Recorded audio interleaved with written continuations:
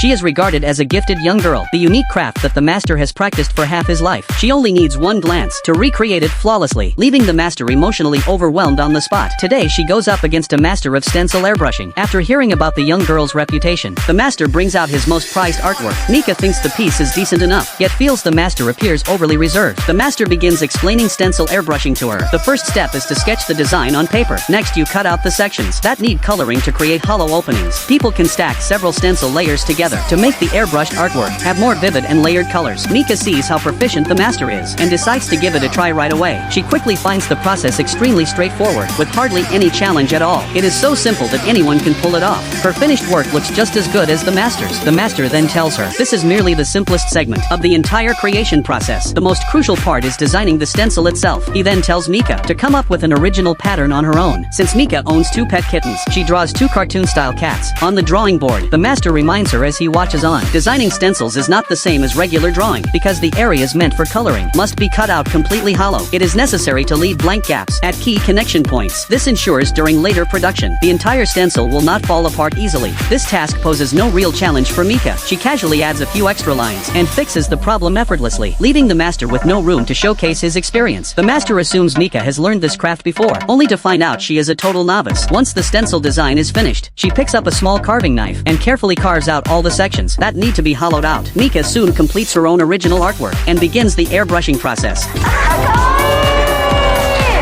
Her work still looks slightly inexperienced when compared to the master's professional pieces, yet Mika has only studied the craft for half an hour, revealing an incredibly high level of natural talent. The master raises the difficulty of the challenge. Only those who can perfect airbrushing on footwear can truly be called skilled masters. Mika takes a quick look and sees no real difficulty in the task. She immediately gets started on the work. The master finally comes to realize the young girl might actually be pretending to be ordinary while hiding her true strength. He wastes no time bringing out his ultimate signature technique.